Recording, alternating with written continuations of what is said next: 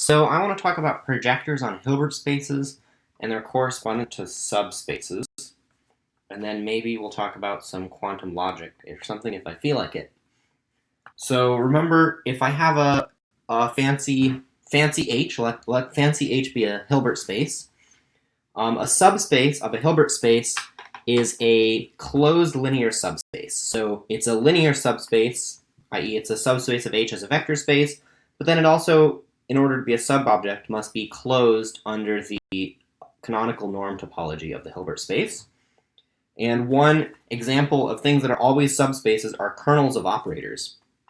If I have a transformation T from a Hilbert space H to a Hilbert space K, or sorry, let's say H prime, then the kernel of T is the preimage of the zero vector, which is a one-point set, and because the topology on H prime is nice enough, points are closed, so this kernel is a closed subspace, so it's a subspace of our Hilbert space.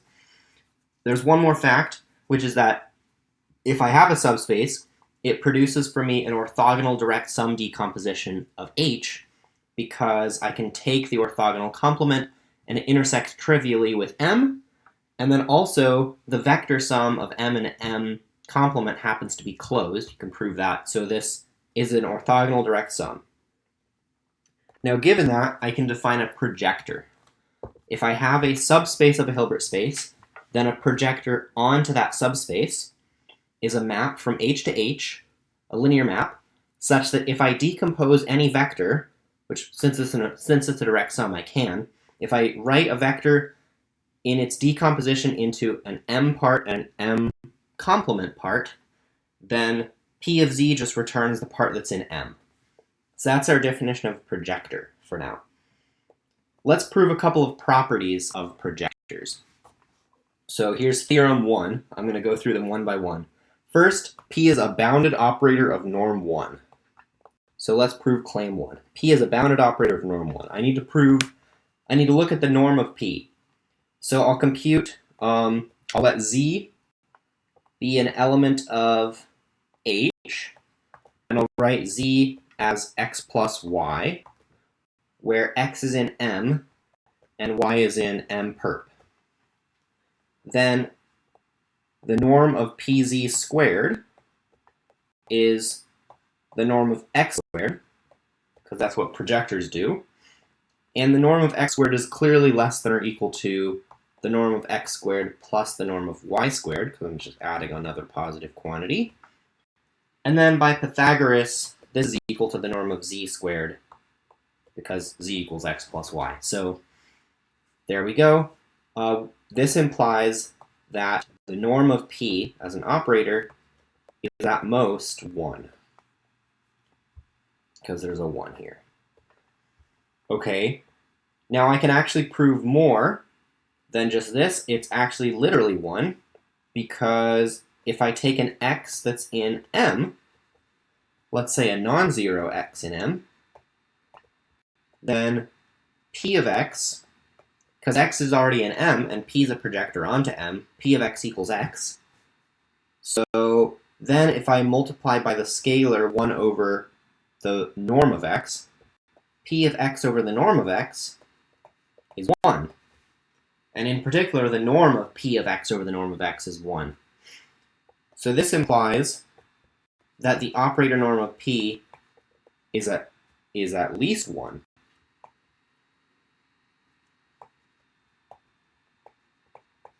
And why is that? Well, it's the definition of operator norm. If you've forgotten that, the operator norm of an operator, remember, is a soup. It's a soup over the norms of images of unit vectors in the Hilbert space.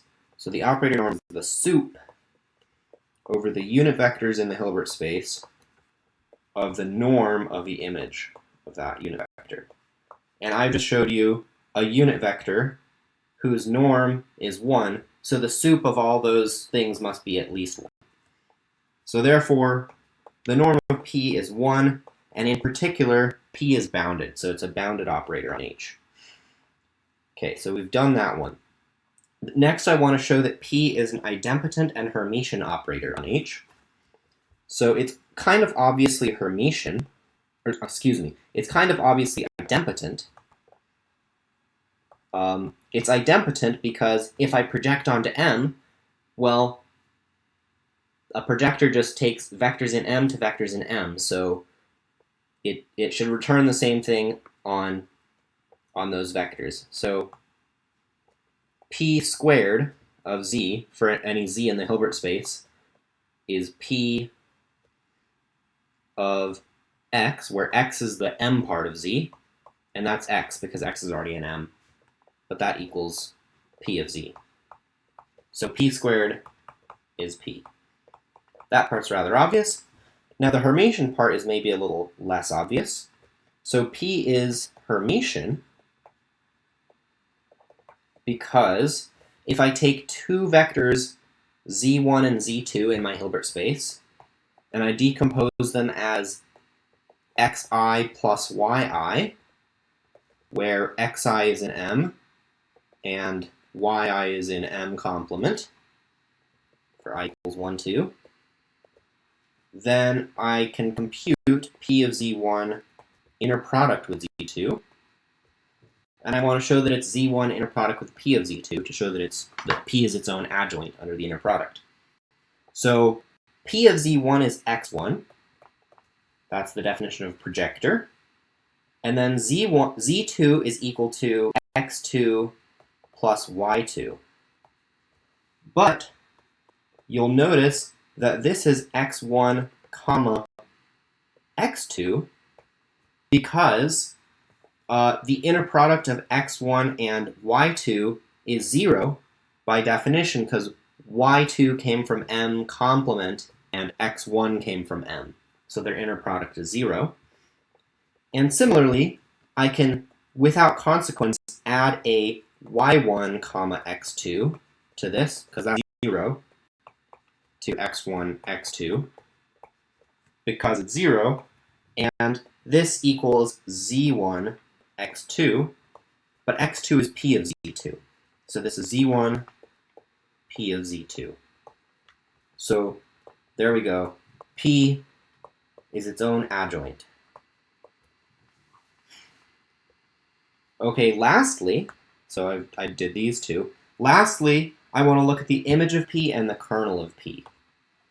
So 4, I claim that it's obvious that the image of P is M because that's what it's a projector onto.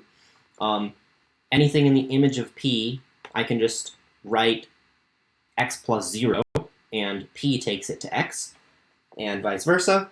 And then also, for the same basic reason, the kernel of P is the orthogonal complement. So anything that gets sent to 0 is in the orthogonal complement, and everything obviously in the orthogonal complement gets sent to 0. Now, let me also just remark about the fixed set. So the fixed set of P is all those vectors in H that are fixed by P, so that Px equals x. This is clearly a subset of the image of P because everything in the fixed set of P is of the form Px. And then the image of P is clearly a subset of M because P it's a projector onto M. And then if x is in M, then Px equals x. So M is actually a subset of the fixed set of P, and therefore all of these inequalities are equalities. So the fixed set of P equals the image of P equals M. So that's theorem 1. We've done theorem 1. Now let's look at another property of a projector. If P is a projector, then the image of P is the kernel of 1 minus P.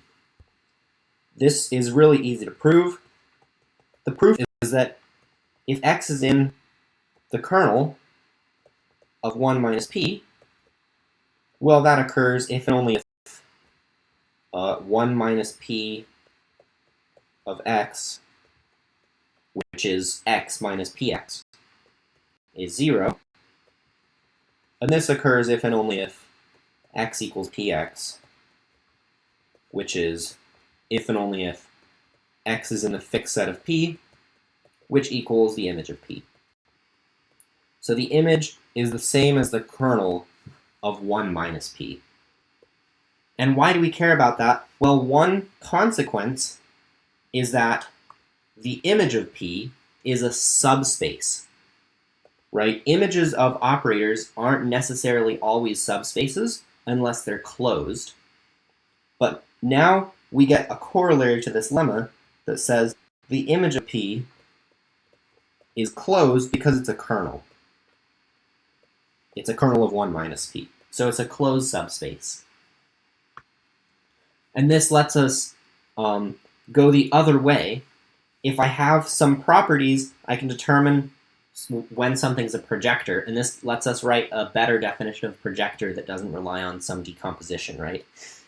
Okay, so here's theorem 2. If P from H to H is an idempotent Hermitian operator, then P is a projector, and it's a projector onto the image of P, which is a subspace.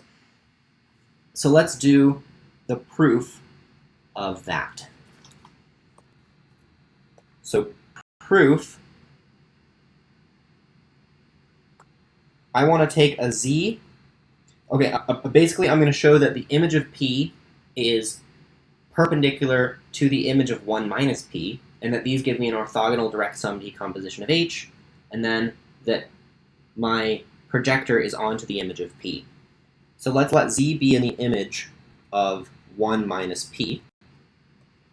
Then Z equals x minus px for some x in H. And then I'm going to take a p of y in the image of P, and then I'll compute the inner product. You'll see what's going on in a second. So I'll compute the inner product of py with x minus px. Now, our assumption was that P was Hermitian and idempotent. So because of this, I can move this P to the other side of the inner product, and I get the inner product of y with P of x minus P squared of x. But then because P of x equals P squared of x, this is y comma 0, which is 0. So I took any vector in the image of 1 minus P and any vector in the image of P and showed that they're orthogonal. So this proved that the image of P was orthogonal to the image of 1 minus P. And furthermore, every vector in H can be written as something in the image of P plus something in the image 1 minus P, because if Z is in H, then Z equals P of Z plus Z minus P of Z. But this thing is in the image of P, and this thing is in the image of 1 minus P. So what I've shown is that H is an orthogonal direct sum of the image of P and the image of 1 minus P, which is the basically, I've shown that the image of 1 minus P is the orthogonal complement of the image of P. So therefore, P from H to H takes Z and it maps it to P of Z, which is exactly the part of Z that lies in the image of P. And this decomposition is unique because it's a direct sum. So therefore, P is a projector under the first definition. Definition 1.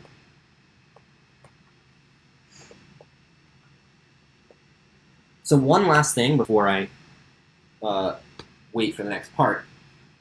You will often see in the definition of projector the condition of being Hermitian replaced with the fact that the kernel is orthogonal to the image, or it's the orthogonal complement of the image. So let me just really quick show that those are equivalent, but cheating a little bit by using our previous theorems. If P is an idempotent operator, then P is Hermitian if and only if the kernel of P is the image of P complement. So suppose that P is Hermitian, then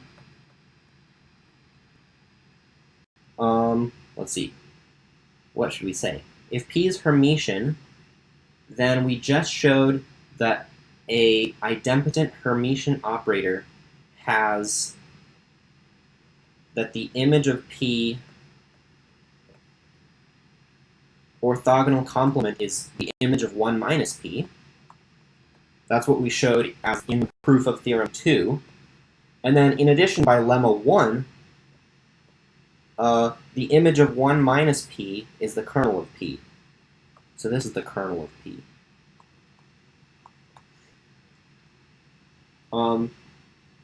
Okay, sorry. Spacing out. Now, if the kernel of P is equal to the image of P orthogonal complement, then clearly H is an orthogonal direct sum of the image of P and the kernel of P, and therefore P is a projector onto the image of P, which by theorem 1 implies that P is Hermitian. So all of these are equivalent. I can replace Hermitian with this like odd condition about orthogonal complements. Okay, so to summarize, we showed that a better definition of projector is an idempotent self-adjoint operator on H, and if it's such that it's bounded. And this is the same as asking that it's an idempotent operator so that the kernel of P is the orthogonal complement of the image of P. Okay, so see you later. Till next time.